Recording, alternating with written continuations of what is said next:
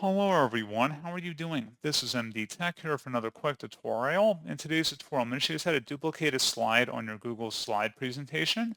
So this should hopefully be a pretty straightforward process, guys. And without further ado, let's go ahead and jump straight into it.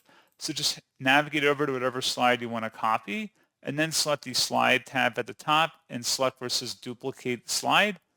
And there you go. Now you have two duplicate slides. So pretty straightforward process, guys. And as always, thank you for watching. I do hope that was able to help you out. And I do look forward to catching you all in the next tutorial. Goodbye.